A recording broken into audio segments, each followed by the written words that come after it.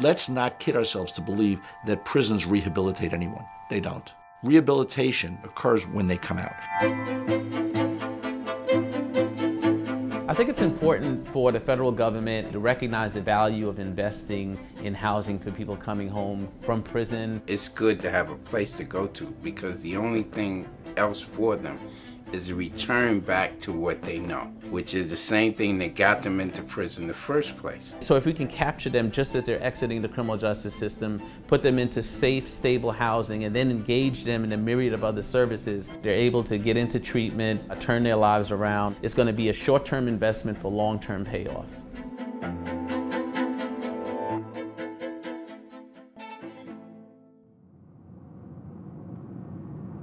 I've married, or should I say that? You could edit this, right? And make it look like I answered right away. 14 years.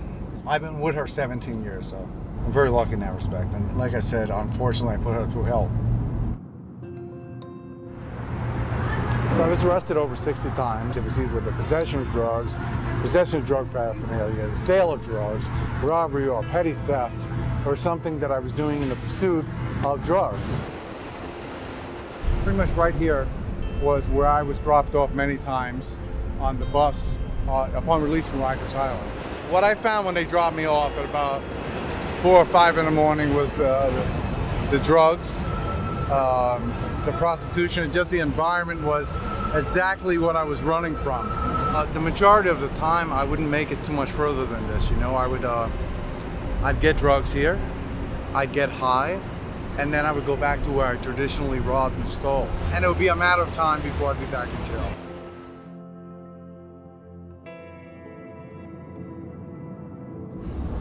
A person also on the street, what they're left with is themselves. And they're in bad company when they're by themselves. Returning the family, sometimes that doesn't work because they can't forget what happened. Public housing has a criteria for those who've been incarcerated where they can't get housing. Private housing comes back to the point of income. You know, how are you going to pay for it? In the worst case scenario, the parole board releases an individual and actually stamps on their release papers, release to shelter. So the state of New York, in this case, is acknowledging that they know on the day this guy leaves prison that they don't have a place to live. I've been to a number of maximum security prisons. I think I was probably more on guard in a homeless shelter than I was in Attica. You have rape, murder, assault, robbery. It can be a very intimidating experience. And the shelter system sees itself as beleaguered by the formerly incarcerated. And so there's this great chicken and egg question. Does homelessness lead to incarceration or does incarceration lead to homelessness? Either way, it's a bad situation. The last time I was released from prison, I had 3 options. I could go to the shelter, I could stay in the street, or I could go someplace that could help me be sober. What I chose on that last trip was to go to the Fortune Society.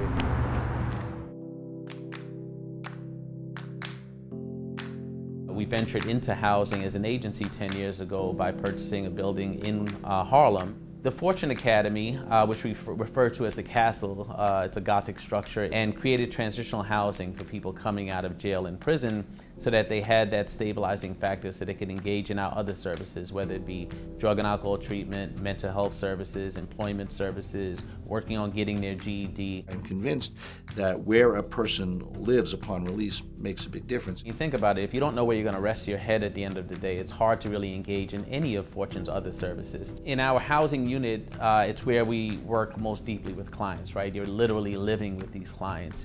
And what we see is that folks who are in our housing have better outcomes. We can't envision ever not doing housing because it's such an important factor in the success of our clients' lives.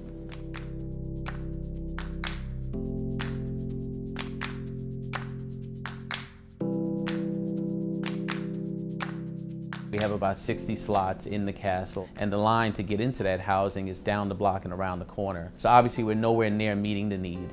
One agency in particular that supports a lot of the housing that we do and housing across the country is HUD. We'd love to see them do more about building the sort of housing we have at the Fortune Society so that it creates a space for us to be able to capture people as soon as they exit the criminal justice system.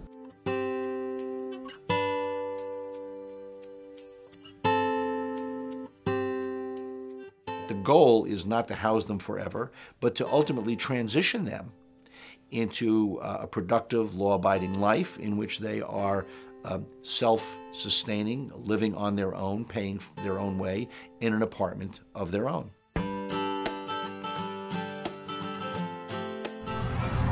I stopped getting arrested. I haven't been arrested since.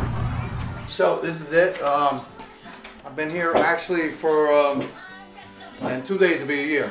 My daughter's room, my room here, and I'm very comfortable here. I leave the cartoons on for the dogs when I'm out during the day. I'm very grateful for where I am today, you know, for my home environment, for my family, for my life, my job, and my sobriety. You need a safe place to start. It all begins with housing.